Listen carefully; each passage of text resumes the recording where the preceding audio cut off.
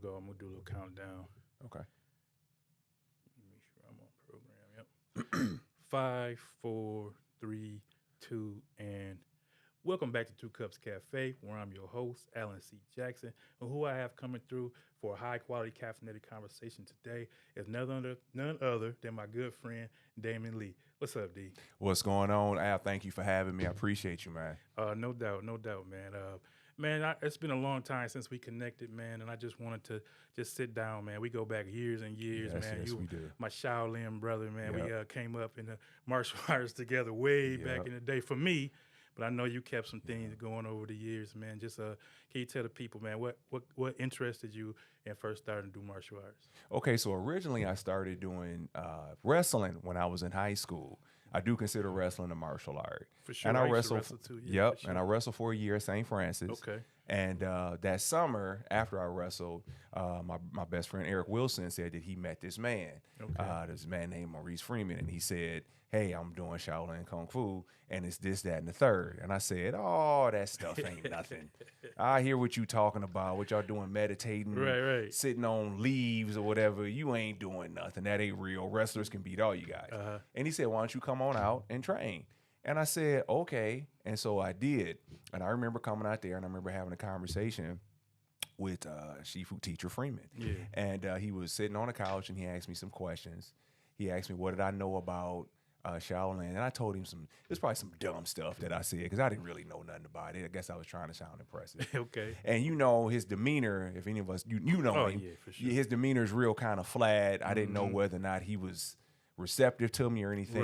Right. So then he told me to do the push-ups, the calisthenic workout, which I still maintain to this day. Although not to that, Not to that level. yeah, because Yeah, we was feel you. kids. Yeah. But he told me to do it, and it was the hardest workout. I mean, I played football, I ran track, I wrestled, but doing those push-ups and those sit-ups and that stance work, Right. I never felt that sore before in my life. It wiped me out. Yeah. And we did that for months before he even taught us a punch, a kick, a throw, or anything. Exactly. You had to get strong. So it made me really, really strong. And I was like, oh, You okay. start feeling yourself up. And I was kind of like a little guy, Yeah. crooked teeth, Yeah. Coke bottle glasses, but now I got abs. I got chests, I got shoulders. I'm in my 20s. And then I started training with you guys, and I saw what it was like. First of all, I saw what it was like to actually be around brothers, because actually I wanted to have brothers. I'm the only child. Okay. You the only child? I'm the Yes. only I didn't know child. that. I know. Yeah. I know you and Eric. Y'all went way back. Yeah. I used to see y'all, man, together all the time up at the university. Yep. Before that, I think a couple friends of mine was in church league one time, and y'all was hooping. Yep. Y'all was hooping in Yep. church Yep. league. Y'all used to be. Yep. Y'all had the same attitude, like y'all was playing martial arts. Y'all was doing martial arts Yeah. hooping, though. I will say that. I wasn't a very good basketball player, I tell you that much. I do have a little sister. Okay. She was born when I was 15 years old. Okay. But for most of my life, I was an only child. I got And you. my little sister came when I was 15. Hi, Elena. And she's really been instrumental in helping me since I've been back here in Ohio. Okay. So let's fast forward a little bit. Not too far, because we still talking about working out and stuff. So you said that brotherhood. I know we used to be all on the concrete. Like, we wasn't in no traditional setting. Master Maurice, he had us out there, man, just in the elements, in the backyard, doing concrete, push-ups and doing all kinds of stuff. Like you said, stance work. And we got to spar a lot out there. I mean, I mainly got into it because of my oldest brother, and then Calvin, Dr. Sweeney. They was out there, man. It was like, come on now. I used to just go hang out at first, and Master Freeman actually didn't put me through the same interview process, because I was just so laid back. I'd be out there, we just be talking, and he's like, "Hey, man, you might as well work out, man." So I was like, all right. So so I started working out from there. But it was good for me just to be around the brothers, man, and we had some good times out there, man. And when you guys came out there, and man, I just remember. Was that before you had joined the fraternity? Yes, that was before, I joined Alpha, before I became Alpha. As a matter of fact, training out there was what led my interest to Alpha, because I didn't know anything about the Greek life at all. Okay. I didn't know what an alpha would. I didn't know anything. Okay. And so when I came out there and I was around Rich and Cal and Antonio, Yep. just meeting those guys, and then I saw them on campus, I was like, oh, okay, this is the same. Oh, all Same right. guy. And I saw what kind of dudes they were. Right. And that's what made me really want to join the fraternity. It was them. I actually joined the fraternity believing I was going to be around them all the time. Okay. That's what I thought. I didn't realize they were graduating, they would leave. I didn't know that. I thought I'm going to be around them. We're going to hang around just like Kung Fu. So when they graduated, did you feel away? Yes, I did. Oh. I was like, oh, they not going to be here? Right. Oh, but you know, I love my Sands. Yeah, for sure. But I thought it was going to be my Sands and them. Yeah. That was my expectation. And they were around for a little bit, but they were moving on. Yeah. And when they moved on, it was kind of like, I wanted to. Right, where y'all going? I wanted to have adventures with y'all. Right, That's right. what I thought, So yeah, But it was a great experience joining the frat. Yeah. And back during those days where fraternity life was different. I understand there's a situation going on with Omega Psi Phi. And a young man has lost his life during the pledge process, and I believe that total system of pledging is going to change. It's changed. It's been changing over the years, but it's probably really going to change now because loss of life is what it is. Yeah, definitely have to find a more modern way of seeing if somebody got hood or not. You know what I'm saying? Right. I know back when I didn't go to college initially. So when I used to be around, like, I was kind of like almost like honorary bruh. You know what I'm saying? I used to go everywhere. I thought you was alpha. I used to go everywhere they went, and actually my brother used to get irritated because they'd be like, "Rich, where your brother at, man?" Because I was kind of a little more social than he was. Right. You know what I'm saying? As far as like with everything, the libations, the hanging out, and all that back then. And my brother, he was really no nonsense. He wasn't serious Yeah, type he of was guy. that dude. He was something else. So I used to go around, but I had went to work, man, right after high school, man. Started working at an auto factory, and then I got married real young. I got married at 21, and we still married to this day, man. Shout out Maya. And but I know for after college, how long were you here before you moved? You moved way out to the West Coast, right? Yeah, I was okay, so I graduated and then I think I stayed in Toledo for maybe about a year or two. Okay. I got married right after I graduated from college. Okay. And then by about a year or two later, we ended up moving out to Pasadena, and I was heavily involved in church ministry at that time. Okay. And I went out there to support a pastor who was becoming the head pastor of a church out in Pasadena. So me and my then wife, I'm currently divorced. Okay. We moved out there to support him in his ministry, and that's where I started my family. So was he from this way too? He was from Toledo, Ohio as well. Okay. He was an assistant pastor at First Church of God. Okay. And that's where, and I had known him growing up. Okay. And I had, been there. He had left for a while and then he came back and he was the minister of music and he was assistant pastor there. And then he ended up getting a position as a pastor at another church in Pasadena. And since I was assisting him then here in Toledo, he asked, pray about it. I want you to come on out. So I prayed about it and I felt the Lord told me to go ahead and move. And we went on ahead and we loaded up truck, moved to Beverly, as they say. That had to be a real life-changing experience as far as like moving that far away from here. I mean, everything, because you was kind of embedded, like you said, in the fraternity. Where you grew up, everybody from around the neighborhoods and stuff knew who you were, man. And I know you had to be hearing from God. So how did that the ministry go out there? Well, I'm glad you asked that question. Okay. I had to grow up. Okay. Like I stated, I'm divorced. Yeah. I had to really learn how to discover how to have a relationship with the Father myself personally. Yeah. I think that I thought that I understood what that was. And to a degree, there were some things I had correct. Okay. But there were a lot of things I didn't have correct. And I fell away from the church. Okay. Particularly a little bit before the divorce. Okay. And definitely during and after the divorce. And I didn't go to church for a while. Okay. And I was hurt. And I felt as though God didn't like me. I felt as though not that he just didn't abandon me, but that he just, I had struggled with, he don't like me. Okay. You like everybody but me. You bless everybody but me. Yeah, you felt like you was like one of the ones that he just like you ain't. I don't feel your hand, favor on me like that. Right. I feel you. You don't like me. You Yeah. like Al. Okay. So I got to Yeah. go through it because you don't Yeah. like me. But I had to learn through all those things that God does like me. He Yeah. does love me. Yeah. And during that process, I started to meet a lot of men who felt the same way.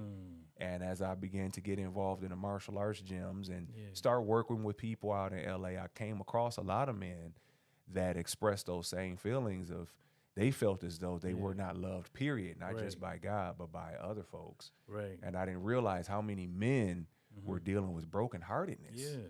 Because we look at it, I know, like, cause, man, I dealt with a lot too. Like, just far as, like, I was mad at God for a while, like, in my early, like, so I wasn't always a Christian. So I became a Christian, I think I was like 21 years old. But, like, from the age of, I want to say 17 to like 20, I was real upset with God because one of my best friends had passed away, and I was kind of trying to get answers to a lot of the questions in my head, and I started, like, I told this story before. I started reading about a lot of them paperback books that that you find, and people got different theories. Oh, and yeah, right now you can go to YouTube. Yep. And, Yeah, they all over the place now. But back then you had to have, your secret scroll was a little worn out little paperback somebody give you. So I had began, like, even questioning, everything I knew about God. You know what I'm saying? And but I think as men, I want to get back to your point about brokenheartedness. I think men, we get accustomed, or we think that is normal to live in some sort of pain. Like our threshold for pain is like, we just get, well, I'm a man, this is how life is going to be. It's going to be hard, and we kind of, like, to a degree was raised that way, being in the Midwest, manufacturing town, Rust Belt, everything was about, that correlation between work, manhood, and sacrifice, all kind of, like, bled together. And it's hard sometimes to start separating. I know, like, even from my brother, man, he's a professional, but he still got that so much of that grit mentality. He don't like talk about feelings too much and stuff like that. But I get him to break it up a little bit. Especially as we get older, man. We got grandkids now. So you know what I'm saying? So but we just talk a little bit more about, like, your martial art adventure there, because I know when we first came up, UFC was just really a thing. Like, mixed martial arts was kind of like just really becoming popular because we was taught from before, like, one discipline, you kind of trained in that. So how did you transition? Because I know you probably learned, like, multiple disciplines while you was out there. Well, it was interesting because I really wanted to continue in Shaolin Kung Fu. Okay. But I could not find an authentic Shaolin Kung Fu school. Okay. There were communities that did have authentic Shaolin Kung Fu schools, but if you weren't from that community, I understand, you can't train. You ain't training there. Right. So around the corner from my house, there was Machado Jiu-Jitsu, and I would always drive past it and see it. And I was like, okay, well, maybe I could just do jiu-jitsu because, because I want to train, I want to do something, and this is around the corner, so let me go and do it. So one day I went in there and I met Halil Moreland. He's still my buddy to this day.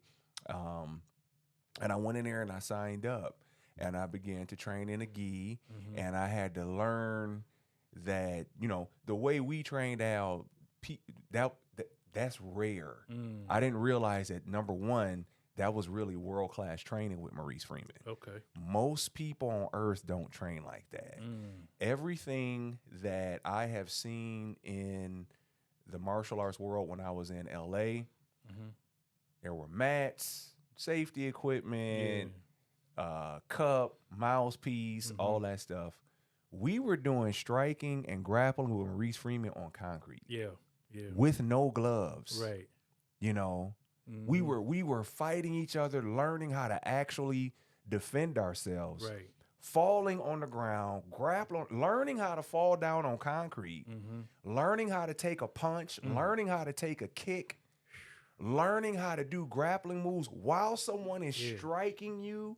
When he taught us how to grapple and do submission holds, he taught us how to do that while you're being struck. Right. And while you're striking someone to still be able to pull this off with no gloves on. Yeah, you starting to make my ribs hurt right now just thinking about it. Bruh, people don't train like that anymore. That is old school. That's powerful, man. I didn't really realize that. And it's world class. So when he taught us how to train like that, I'm thinking, everybody trained like that. yes.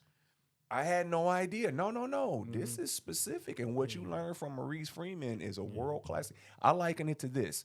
You can go to different schools and learn engineering, but the engineering you learn at MIT is world class. Okay, If you're an engineer at MIT, and I look at martial arts as being physical engineering, it's mechanical engineering, right? That's all it is, how you move a fulcrum on a lever, how you get the most out of your movement, how you can leverage your strength to do what you need to do. When you learn it from somebody who's world class, he's teaching.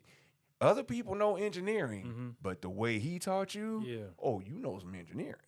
So when I started training jiu-jitsu, I'm thinking, well, the same way that we learned with Shifu was the same. No, it's different. There's mats. I had to learn how to be a little softer.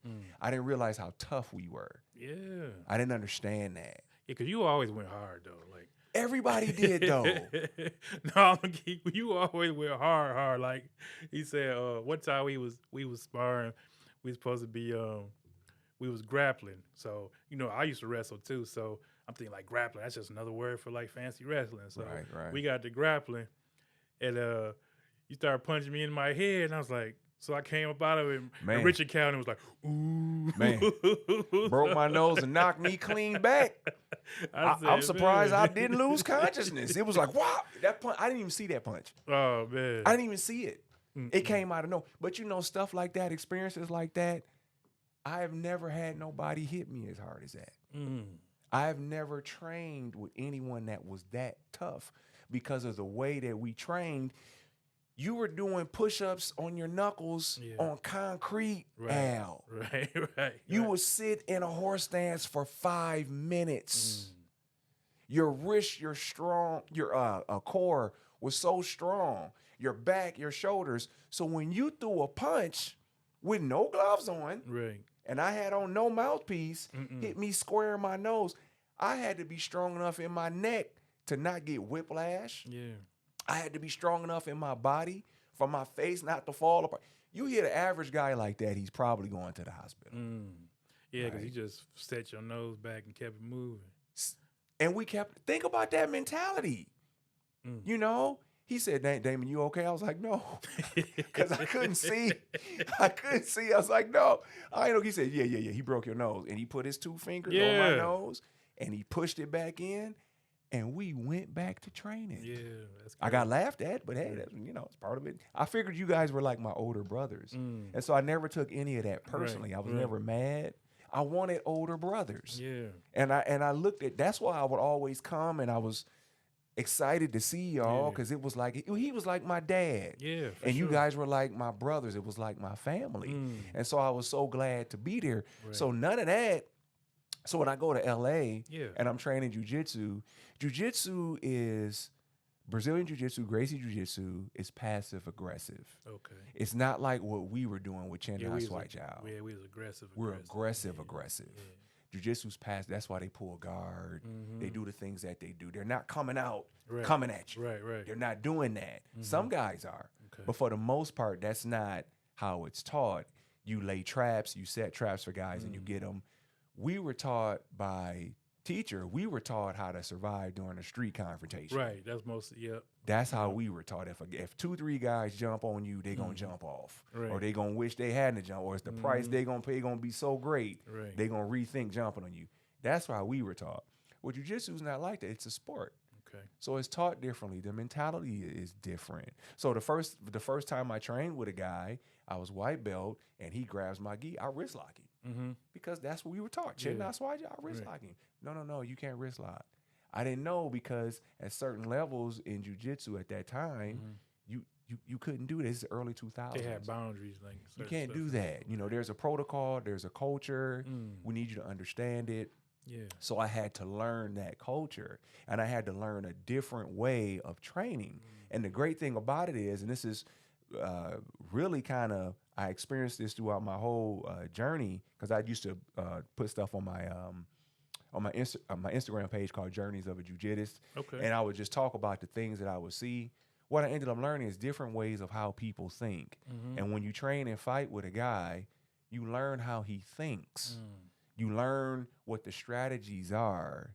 Most human beings that I've met have 2 arms, 2 legs, a head that sits on top of their torso. Mm-hmm. So no matter what martial art you train, if you isolate the elbow, that's an arm bar. If you isolate the knee, that's a knee bar. Okay. You punch somebody in the face, you punch somebody in the face. Right, exactly. It's not a different punch because it's kung fu or boxing. Right. It's still a sock to the face and it has the same impact. So what you really learn are the strategies of how someone thinks to get to that situation. What is this guy thinking to solve this problem? The greatest thing I think Shifu taught us was how to think, how to look at stuff, Right. how to see stuff differently. So that enabled me to go to different martial arts and have an open mind. Well, let me see what they're doing. Well, why is he doing this? Well, why would he do it that way? Right. Well, let me see what I can get from this. Well, how can I adapt this here? So it helped me to be in different gyms and be around different people and understand, okay, there are differences. Let me see what these differences are and how I can add that to what it is I'm doing. Yeah, that's awesome, man. That's his growth as far as you as a man, really, because we were disciplined, but we kind of were like soldiers almost. Yeah, like, yeah. So our thing was more for like real time application, real time, like you said, survival. Like our teacher, he came from the South Side of Chicago. Right, You know what I mean? He was taught by a master that in that culture probably shouldn't have been teaching them, but did. Right. You know, so. Right. But what I want to say was like, so we were disciplined, but in a different way. But you got to learn like the mentality of pulling yourself back and maybe not looking at a man as an opponent, like I could hurt him, but looking at that fight or that sparring as like a journey, or like you said, an understanding that you come to by being in in a battles type situation. So that's real interesting because I know I look at jiu-jitsu guys and a lot of them are real mild mannered. They seem, they carry themselves like just they be chilling. But if it's time to like you got to how'd you get to this? We're gonna get to how you got to soul roll, but like just that mentality. I don't know if I'm articulated the way I want to, but just from knowing you and like I said, like how aggressive we were back then. But to hear you talking about like understanding how somebody thinks and why would they do this or do that, but back when we were your kids, we didn't care. Right, just like, right. Just beat them up and get them out Right, the way. right. So. We were just fighting. Yeah, right. I didn't understand the strength of what teacher taught us until it's almost like this, and I talked to him about this too. Okay. It's like you don't understand why the rules in your house with your parents are until you go be in your own house or you go to somebody else's. Yeah. And then you're like, oh, that's why he trained me to act like this. Oh, that's why he trained me to think. A lot of lessons he taught, I didn't understand until after I left. A lot of Kung Fu I didn't understand. Yeah. And I was like, why are we, I was just doing what he was telling me Right, to. exactly. And I was just going as hard as I could because I wanted to impress him. Yeah. I wanted him to say you did a good job. You did a good job, yeah, for sure. But I didn't really understand. And when I left the house, when I left Toledo and I started training with different people, then I could remember a lot of the things he was saying. Like, oh, he did say, and it was almost like a re-education, almost like a re-indoctrination into Kung Fu again, even though it wasn't Chinese Kung Fu. Right. But it was the principles were still there, and they stayed with me. And then I was able to learn Brazilian Jiu-Jitsu. I was able to learn different aspects, some of Sambo, some catch wrestling, these different types of martial arts, and being there with some Muay Thai guys and really see, oh, this is what they're thinking. Oh, this is what separates this from that. Oh, this is the mentality. Some of those guys really do train hard like we do. Like when I train with Gokor Chivichian, Okay. those guys train. That's the last gym I came from. Okay. High stand MMA. Woo! Woo! So Them guys. They go woo! They the real deal because that's a combination of that Sambo, that's jiu-jitsu, that's catch wrestling. Okay. And they doing MMA, and those guys are coming from, Coach Gocho Trevichian is coming from Armenia, and he Okay. comes out of Soviet style Yeah, those guys programs and serious. things of that Those guys nature. So serious. Yeah. when you come there and train, you getting ready to learn some once again, another world class Yeah. teacher. Another guy that's that guy that understands, Yeah. who's going to be able to show you how to think. Mm. I noticed his lessons, Coach Chavichin's lessons, Sensei Chavichin's lessons were really on how you look at this move. Wasn't so much, this how you do this, how you do that. He would show you a series of moves, but it was the principle that he was trying to teach. There's a principle here, and you can attack this joint this way, and this way. The principle is what he was trying. Not necessarily this how you do. Put Not your the hand here, execution. put your body here, do this, do that. Okay. He did teach that, and he did say this won't work unless your body's here. But what he really was trying to impress on us is this works because this principle is sound. No, your body has to be in these positions for this principle to work. And this principle is sound, and it will work as long as you execute the principle, no matter what body part you're on. And that's what really makes Coach Gokor Chavichin such a great world-class teacher, because he understands these principles and how to teach them in a very simple way. He's not real complex.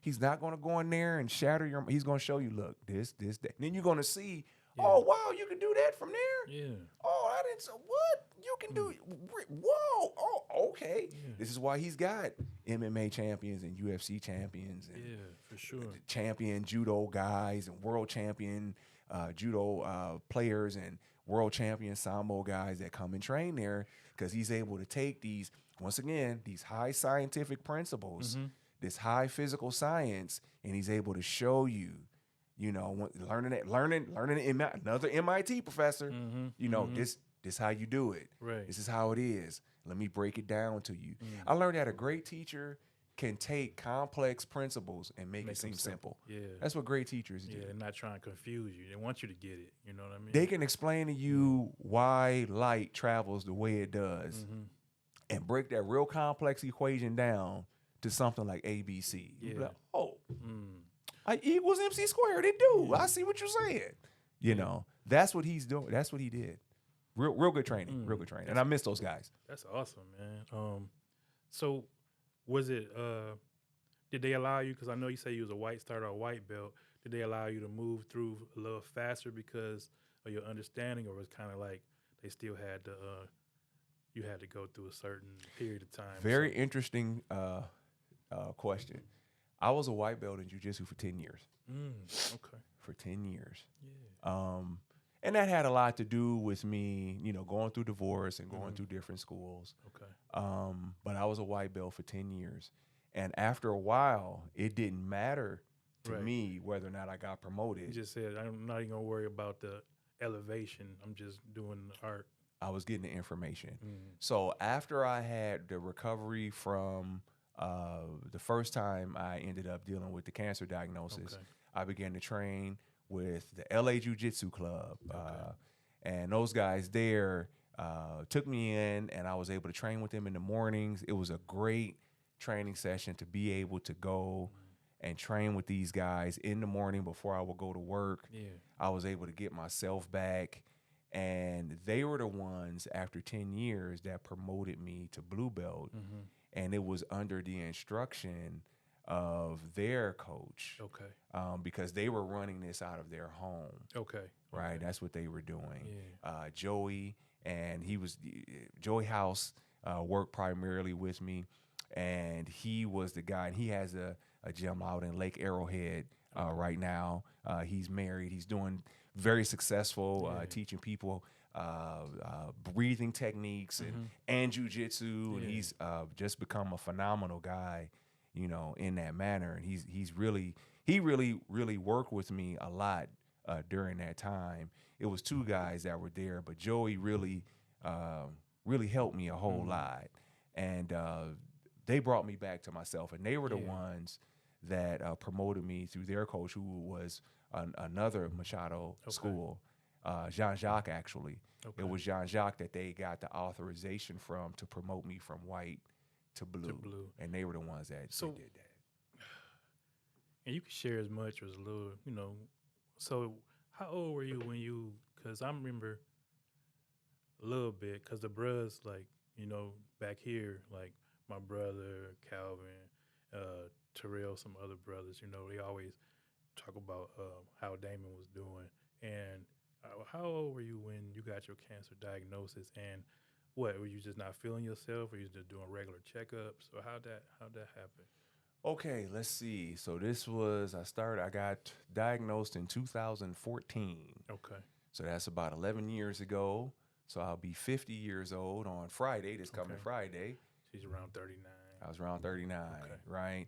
And at that point in time, I was working as an executive protection agent, which means I was bodyguard. okay, okay. And so I was working 1099, Yeah, was yeah, feeling myself, yeah. was working at certain I nightclubs and got all you. this stuff and Yes, working sir. with certain celebrities. Mm-hmm. And I had gained a lot of weight. So I was 250 pounds then. I Okay. was big dude, and I Yeah. put the weight on because I wanted to work Want to, more. like, yeah, yeah. And I got went and got me some suits made you. so I could be that guy, Yeah. And I had this growth in my neck. Okay. And there was a girl I was dating at that time. She said, "You need to get that checked out." Mm. And I ignored it like most men do. Yeah, for sure. And then the growth on my neck continued to grow, Mm. and she encouraged me to go. So I ended up going to a clinic, and the clinic said, "You need to go to a hospital, get a biopsy." And I said, "Well, why What's I need to going do on? that?" Yeah, And they was yeah. like, we can't really tell you. You need to go get that checked out. Right.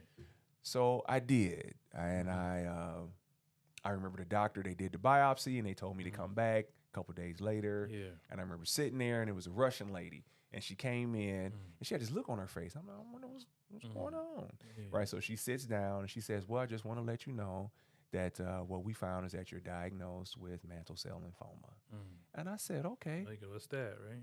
what is that?" Yeah. And she said, "Well, it's a cancer." And she explained it to me. She said, basically, your lymphatic system is not cleaning itself out, Mm-hmm. and it's being clogged up.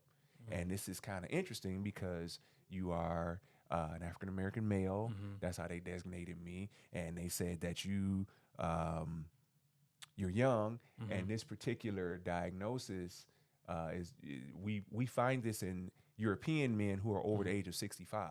Wow. So this is very strange Mm. that you get this. And I said, "Okay, well, how do we treat it? Mm-hmm. Let's do the operation and get it out of me." Yeah, She said, let's "This go. isn't something we can operate on." Mm. I said, "So how do we do it?" She said, "Well, we're going to give you chemotherapy, and if you're eligible for a stem cell transplant, we'll do the stem cell transplant." Mm. So I said, "Okay." I said, "So how many stages in cancer is it?" She said, 4. Mm-hmm. I said, "Well, what stage am I in?" She said, 4. I was like, "Oh." Man. I said, "So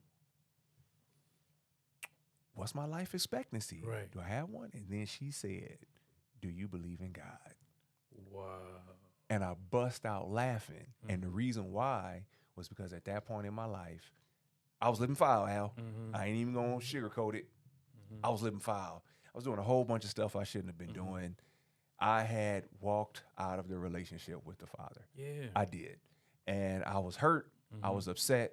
I was divorced. And I decided that I was going to find the bottom of every bottle. Mm-hmm. And I decided I was going to sleep around women. You just gonna live it up. Everybody else doing it. Right. You know what I'm saying? So that's how I felt. I was upset. I was hurt. I was angry. I look back on it now. I was depressed. Yeah.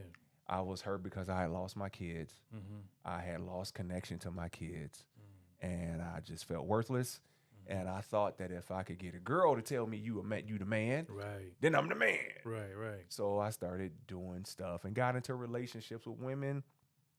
I shouldn't have been involved in those relationships. Yeah. I laughed at that time because at that time, I was dating a married woman. Mm. And I had no business doing Right. that. Right. And I knew, okay, I laughed. I knew that this is a me You and in a- God And thing. you in a doctor's office, and she asked you believe in God. You gonna testify to me. Mm. You a scientist. You getting ready. You witnessing to me. And I'm Yeah. sitting there, and I know I'm wrong, Right. but I'm doing it anyway. Mhm. And you talking to me, and I'm like, Mm. and I start laughing. So after that, I had to call my mom and call my grandma. That was really tough for me. Yeah. I had to let them know that. I remember walking around the car for like 20, 30 minutes before I got on the phone because I didn't want to tell them. Right. And I contemplated not telling anybody. I kind of, let me just go through this and don't say nothing. Mm-hmm. And I thought, no, that's selfish. Yeah. People love you. Yeah. You need to tell them. So I called them and told them. And I think I got in the car. I think I sat there for like an hour. I cried. Yeah. It hurt me more to tell my To tell your family, family. than it was for me to go through what I was going through. 'Cause I just did. They couldn't see me. Yeah. And then I was so prideful. I didn't want to go back to Toledo. Yeah. I was so prideful. I didn't want to leave Los Angeles.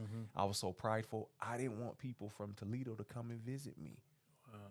I was prideful. I was, no, I can make it. No, I can do it. I'm the man. I'm strong enough. I'm going to beat this, which is a good idea. But I kept away people who really wanted to be there for me. Yeah. And I didn't have to do that.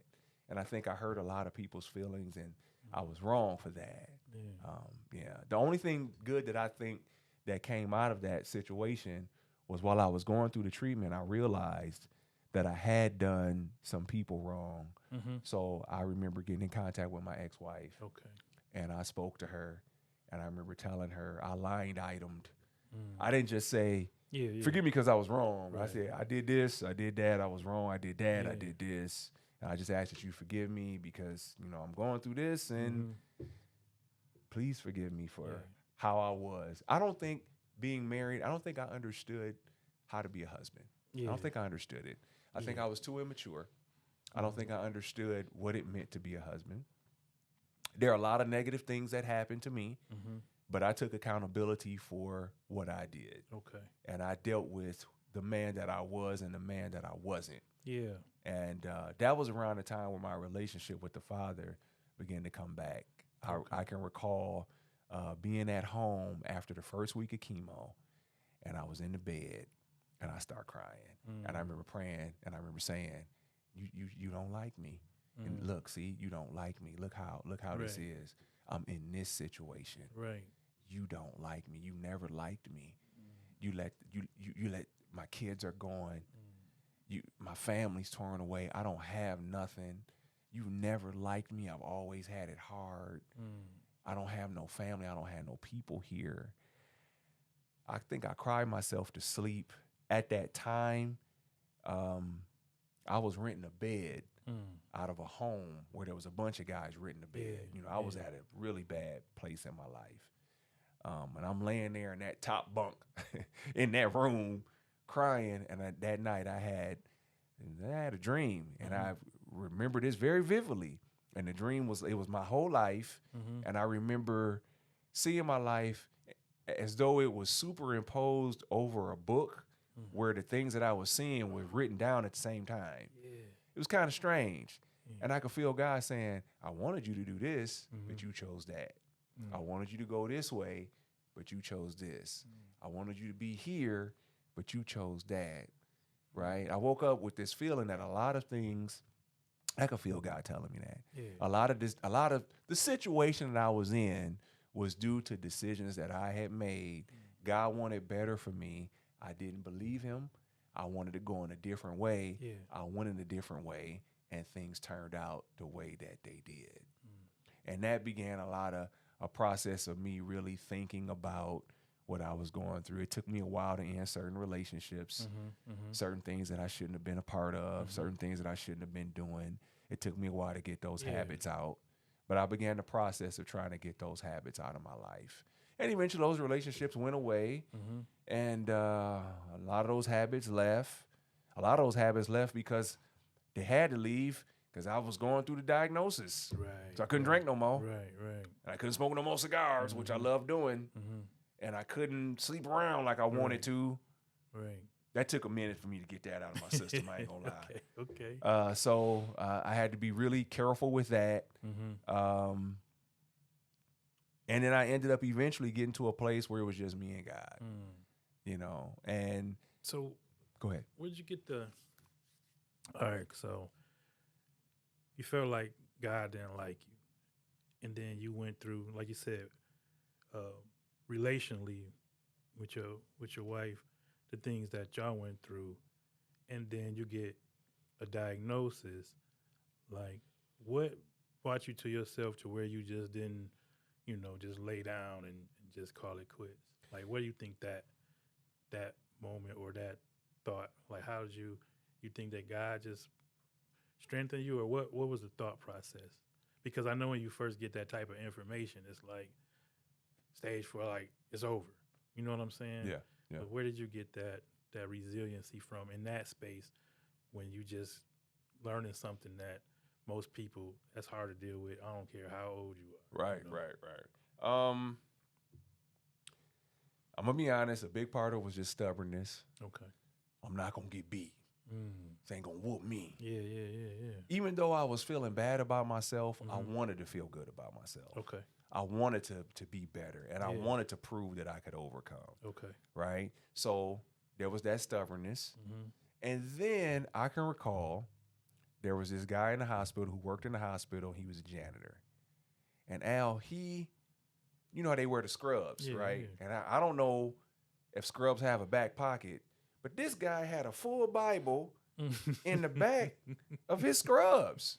Okay. And he came into my room and he looked at me and he said, you know what, I'm going to pray with you. And I said, okay. He said, do you believe God will heal you? And I said, yeah. He said, no, we going to really pray about this. And he pulled that big old Bible out. It was folded in half. It was crazy, but it was a real big full-size Bible. And he pulled it out and unfolded it and flopped open to a scripture, and he started praying it, prayed the scripture, grabbed my hands, we prayed, and we touched and agreed. And from that moment on, I was like, no, I'm healed. I'm beating this. Let's go. To this day, I have never said I have blank. I don't say that. Yeah. There's a diagnosis, they said, but I never say I have. I won't say it. Yeah. I won't say that. By his stripes, I've been healed. That's what he said. So I cling to that. Right. So I stayed on that, and that was the reason why I wouldn't quit. It was either like, okay, if you gonna die, and do you want to die not seeing your kids again? Do you want to die in this poverty? Do you want to die having not accomplished the things that you accomplished? Do you want to do that? Do you want to punk out? Right. Like, no, I want to fight. So I didn't have no car at that time either because I couldn't work. So I was 1099, so I couldn't work, and couldn't do the bodyguarding, couldn't do the bouncing no more. So I had to find my way to the hospital. And so I had to catch the bus and catch the train. I was wearing a surgical mask before everybody else was wearing them. The chemotherapy had took the hair off my head, took my eyebrows, my eyelashes. I'm sitting on the train looking like a seal, sitting on the bus looking like a seal. Sometimes couldn't afford to get on the bus, would sneak on, because they have this thing called the Orange Line in LA that you can get on that and it'll take you from one place to another. It's like a road that's made for it, and I would sneak on the Orange Line. Just pop on, sit there, get off, take it to downtown LA. It would take me to a train station, and I would take that to downtown LA, and I would get off in downtown LA and walk from there to the hospital, which was in East LA. And then I would do my chemotherapy 1 week on, 1 week off. I would do that. And then I would walk back. They would say, you got a ride? I'm like, yeah, I got a ride. I'm away from outside. And I would go outside where nobody looking, and then run on down the street and go on back. So do you want to live? Like, right. There were some people that did give me rides, but, that's going to last for so long. People nerves. They got lives to live. So you're going to have to get yourself there, and you're going to have to get yourself back. Do you want to live? So, yeah, I do. So I had to do it. That's amazing because you're like, being a physical person, it's like once you made up your mind you wasn't gonna quit, that just training, that discipline, and like you've had to put that into action within, like almost internal, like not because we did so much external, but now it's internal. So like that same commitment, that same like I gotta go. I'm this not gonna beat me. I'm not giving up, man. That's powerful, man. Like I didn't know like all your story. That's kind of like why I wanted to sit down with you today. Is just like I knew like I felt God telling me like, man, this brother's been resilient. Like haven't been told. So just I believe that your story, man. Like whoever might see this, they might be dealing with something, and give them that encouragement. Like, man, I'm dealing with something, but they might have more resources. They might have more support. I know you would have had support. Like you said, you kind of put yourself in isolation a little bit, but but you still came through and coming through, man. And I just want to say, man, that's powerful, man. I appreciate you sharing that. Yeah. Thank you. It was a rough time. I had to grow up. It was hard, a lot of tears.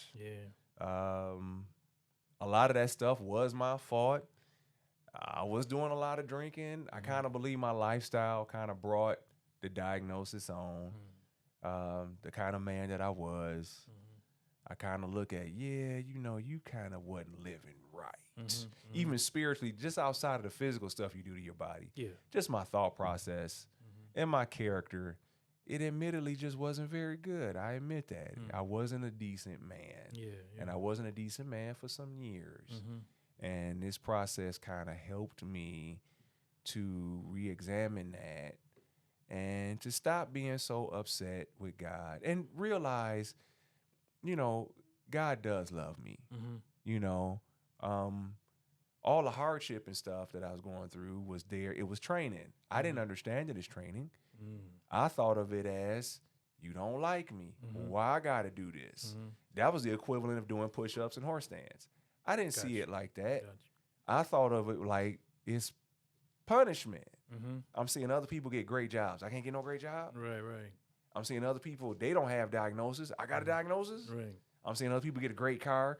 I got to struggle to get me a car, or I got to do this. Somebody got to help me to get a car. Right. I got to go through all these things. Why do I got to go through all these things? Right. Well, they were to refine character. So what I learned with talking with some of the brothers that I've met is to really let them know that God does love you and he's not mad at you. Yeah. I thought God was mad at me too. He don't like some of the stuff I was doing, Right. but he's not sitting around being mad, and he's not sitting around trying to hand out punishment to me. A lot of the things that I experienced were the direct consequence of my actions. Yeah. We reap the things that we sow. Yeah. So I sowed those things, so I reaped them. That wasn't God putting that on me. There was some discipline because he disciplines those that he loves. Yep. But a lot of that stuff was, that's, Damon, you did this. So I had to eat the things that I put in the ground. But the greatest thing that I've learned is just because that's happening doesn't mean that God don't love me. Yeah. I'm looking at love as, okay, you supposed, where my blessings? Right. I'm supposed to have some money. Right. Everything's supposed to go good. Supposed to prosper. Every time I do something, it's supposed to work out. Yeah. I ain't never supposed to experience failure. When those things happen, God, that means you love me. That's not what that means. Yeah. So I had to understand that love isn't the me receiving things. Love is, God is love, right? 1 John 1:8 says that. So God is the living embodiment of sacrifice according to discipline. Yeah. That's what love is. I like that. That's what love is. Sacrifice according to discipline. No matter how we act, God has sacrificed himself according to discipline. He said he was going to redeem us, so he did. No matter how we act, no matter what we do, because he said he was going to do it, he did it. Yeah, because he don't lie. He don't lie. And that's love. He's going to stick to his word no matter how I act. So I had to see that, no, God does love me. Yeah. So when I talk to guys who are experiencing brokenheartedness, the first thing I want them to know, God love you. God does. He loves you. Yeah. A lot of times men, particularly married men and men who go to church, they'll believe that God loves their wife and God wants you to love your wife real hard as Christ loved the church and all that stuff. But how much ministry is coming to the man about his heart, about him being loved, about him needing to be loved. As men, I don't even know if we think that we need to be loved. Right. But we do. God created us and he said it's not good for the man to be alone. So you have to live in community, not just having a wife, but just living in community with people so that people can love you and show that love that God has for you, because men do need to be loved. Men need to receive love. It's good for us, right? I had isolated myself at one point in time in my life because of the hurt that I had been experiencing, and I realized that isolation is bad for a man because it's addictive, and you don't have to care about nobody else. Right. I don't have to think about you. All I have to think about is myself. I don't have to do nothing for nobody else. But God created us to live in community. No, you're supposed to think about somebody else. Why? Because God thinks about somebody else all the time. All the time. So following the Lord, I learned, is about getting his character. I thought it was about getting things. Right. I'm supposed to be blessed. I'm supposed to have this. I'm supposed to have that. I'm supposed to speak in tongues. I'm supposed to have powers and be able to, tell you what God said and lay hands on you and you do stuff. How come I don't have that? Oh, I made you laugh when you said powers. That's what you ever notice. A lot of people interpret it like that. You got powers and you can do all these things and you close to God. Well, like a spiritual X-Men or something. Yeah, that doesn't indicate closeness because the word says the gifts come without repentance. Yeah. So, you can do those things. So what's the point of following God? Well, the point of following God is to get his character. The whole word of God is written so that we can understand the character of God, so that we can understand relationship, what he wants us to be as people, how he wants us to treat people. He talks about this in his word, these three things. He says, do unto others, you would have them do unto you. Jesus is the way, the truth, and the life. No man comes to the Father except through him. So that means don't lie. And then he says, let your yes be yes and your no be no. Those are the three things of character, those three principles that I believe men are supposed to live by, that a man is supposed to have, that a man is supposed to exhibit. And these things, they are who God is. God is the truth, right? God is honor. He's going to treat you the way he wants to be treated. He's going to treat you that way. And, his yes is yes and his no is no. He's going to stand behind what he says. He's never going to leave that. Yeah. That's what he does. And he wants us to be that. And that's the honor and character that I learned how to get from God and learn how that's what I'm following God for, to be close to him, to be the kind of man he wants me to be, to be the kind of man that he is, because Jesus is God and man at the same time, to be the kind of man that he is, to have that character, not necessarily to get stuff. Right. So my whole mind had to change. Yeah. I had to learn how to be loving because I don't think I understood what that was. I had to learn how to be considerate because I don't think I understood what that was. Okay. I had to learn how to mature and be a man because I definitely didn't understand what that was. Yeah. And these things have been a process. And along the way of me learning these things, I've hurt a lot of people. And I've had to understand the impact of my actions on folk and how powerful the impact of my actions really are. Yeah. And how to really understand what I'm saying and what I'm doing. And it took, damaging family for me to learn these things that I haven't handled right, things that I'm still dealing with now with family, things that aren't my fault, but then the things they are my fault. Right. And I've had to deal with what's my fault, being estranged from family members, having family members not like you and threaten your life, and it hurts. But I've had to see, okay, what's your responsibility in that, Damon? You can be mad at them. You can feel how you want to feel about them. Right. But what's your responsibility? Look at where you messed up. Look at what you did. A lot of this stuff, Damon, is you. Some of this stuff is them. Right.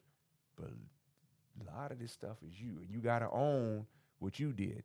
Maybe some people don't want to hear nothing from you because what you did hurt them so. Right. Some bridges, when they're burned, the other person got to want it built back in order for you to have that bridge built. No, sometimes that's you just got to understand you can't go that way no more. The bridge burned now. They got to want to build it back in order for y'all to cross. So that river going to be there keeping y'all separate. It's what it is. And that separation is painful. Yeah. But it's helped me to really understand how really to communicate with people. And so on the mats, when I would be around guys, because the truth come out when you fighting dudes. Okay. You know what I'm saying? Yeah. When you training, the truth come out, who you really is and who you ain't. Yeah. If you a coward, it's going to show up. And I've seen a lot of guys, they struggle with things. And as you start to bleed and sweat with guys, they start telling you about their lives and you guys kind of develop a trust with each other. Things come out and certain guys begin to talk about what's going on with their lives and what's happening with them. And I've been able to really, God has blessed me to really be a brother. I see it now. Be a brother to the brothers. Yeah. Just be a brother. I like that. Encourage him. Talk with him. Tell him that God loves him. Yeah. Show him that you love him. When I first started training the handstand MMA, they was all looking at me because these is Russian dudes. Okay. And here come this brother. Okay. And they was like, so after I would get done rolling with them, I would hug them. And they was looking at me They like, kind of like, what you doing? what you doing? I know you ain't hug me. No, let me show you Right. love. Right. Let me show you love. Let me show you love. Let me show you this. Right? Because we just tried to kill each other. Right. And you think because I'm a muscular brother, I'm gonna come in here and be arrogant Right, I'm because I sure. done Yeah. did a few things. But let me show you, no. This aggression, there's love in aggression. Mm-hmm. There's peace and strength. There's peace and power. Yeah. You know, God loves us. He also knocked the back of your head off. Mm-hmm. There's both. We can't just be Right. We can be like, yeah, and I respect you. I respect what you did, you know, and love each other. So being able to show that on the mats with brothers is really helped me to have some really good training partners, to really show some guys. There's some guys out there I just miss so much from rolling with them and really being able to talk with them and build with them. A couple guys, tears were shed, in private moments, just talking about things, just being men and discussing things. And I really began to see that, God does love me, and let me show these guys. Yeah. Let me show these guys that love. Let me show them, God loves you. There's nothing wrong with you. You got problems, but that don't mean you, Right. you know what I'm saying? God loves you now. Let's work this out. And I've been totally grateful to the Father for that experience. Man, that's powerful, man. So how long have you been back home? Like, I've been back home since the end of August 2024. okay. That's when I came back. I did not want to come back. Okay. I did not want to be in Toledo, Ohio. I consider coming here a failure. I just thought I had failed. But I realized I had to come back because my health situation had come back. Okay. And I had like a little tumor right here. And it looked like a little finger pointing through my neck. Okay. And I got back here in August. By the end of September, that thing looked like another head. Right? And your brother and my son, Sorrell, went with me down to Cleveland Clinic. Yeah. So the doctor, Dr. Jacob D, she could take a look at it, and she took pictures of it. And she said, that looked like a pumpkin. Man, she said pumpkin. It looked like a pumpkin. Oh, man. Look at you. That looked like a pumpkin because it was pretty big. And she Yeah. took pictures of it. And I had to take my shirt off while my Sands was there, while Terrell was there, and while your brother Rich was there. And I remember them getting quiet when I took my shirt. Yeah. I knew it had to look bad. Yeah. And it was pretty big, Yeah.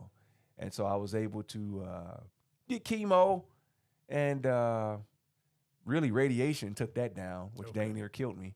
At least I thought it was. It hurt so bad, but it took it down. Yeah. And I was able to get on the chemotherapy. And so we've been in recovery since. Okay. And they took the cells out to do this CAR T immunotherapy. Okay. And they said, I'm doing pretty good. They took the cells out. So the cells have to grow to 80%. Okay. My cells only grew to 75%. So they gave me the option to do it again. And I said, okay, before I leave, let me do it again. Yeah. Yeah. So now we're in the process of rescheduling that. Okay. So I can go ahead and get this thing and then move on. But as of right now, I'm feeling good. Yeah. I don't feel 100%. Okay. I think I'm more like at a strong 85, Yeah. 90 sometimes. Okay. Maybe because I'm 50, I don't feel, I don't know. Maybe that's what it is. I'd like to feel better, but I'm strong enough to get up and walk around and move around. So I Okay. praise God for that. You been able to do any like light training, or you kind of just still recovering? I still do push-ups. I still stay on the push-ups, the routine that Shifu, that teacher Maurice Freeman taught us. Okay. I still do the push-ups. I still do those things, to the extent that I can get them done. For sure. I still do those. So, but in terms of the training that I was doing before all this, I have not been able to train like that. Okay. Yeah. So what's your goal, man? I know, I'm believing that you're gonna come through and be 100%. So what's next? What you think's next for you? Well, what's next is, I really want to get back to training again. I definitely want to do that. Let's see. Do I want to say this? I think I do. Okay, so I've been writing. This entire time I've been writing. Okay. And so I want to pursue that. I think that's all I'm going to say about that. I'm working on some things, and so I want to pursue that. Being in LA taught me a bit about having an entrepreneurial spirit and pursuing things. Okay. So that's how I'm just gonna stop right there, because I don't like to say things, but and then they're not done, because then you didn't say it and it's on camera now. You done said you're gonna do this, where it's at. So I want to make sure that I got things did. I got you. So yeah, I've been able to use some of my gifts and talents in that area. So that's where I want to go. But I really do want to start back training again. And there's a couple guys, you know, your nephews. I want to train with those guys and really establish some stuff before I move on from Toledo. Do you think about like sharing like your testimony or speaking more? I mean, because you got a way of breaking stuff down, man. I would like to. Yeah. I would like to talk to brothers. I would like to be a brother to the brothers. I would like to. I really would like. I do believe that God has called me to speak, to talk to men. Yeah. To be a brother to men, rather than standing in a pulpit. But I understand. Just talk. Yeah. I really want to talk to brothers. I really would like to do. I don't know how to go about that, but I would like to do that. Okay. Because I know that a lot of brothers really want the conversation. I know I wanted it when I was going through. Right. You know, somebody tell me something. Yeah, for sure. Because I don't like this. And I don't like what was going on. And I'm finna do something. I think that's one of the reasons why I was doing the drugs, that the alcohol and messing around with the women, is because I didn't like what was happening. And I wasn't going to rely on the word of God, because I didn't think he liked me. Right. So if there's a brother going through that and he could hear, dog, God does like you. Yeah. You just done made something to say. And sometimes you just experience in life. I think a lot of brothers, you know, could benefit from that. I would like to talk to more, just to help. Yeah, for sure, 100%. You know, man. just to help them. I'm just saying, like, just for me and you just sitting here talking, like, I could feel, like, I don't know how it comes across on camera, but just between me and you, I could feel like that authenticity and that passion and what you're saying, because you lived it. You know what I'm saying? And you believe in, like, God bring you through to the other side, and he ain't done with you yet. I'll just say that much. So, yeah, man. So I wanted to have you on here. So this is Two Cups Cafe, man. Like, one for the wake, one for the work. And I just believe that your story and how you carry yourself and your discipline, like, for the wake for me is like what gets you up, what's inspiring you, or like what's next for you. And then the work, the second cup, I always drink at least 2 cups of coffee. I cut it off at 2 cups. I don't want to say the 8 cups cafe. Right.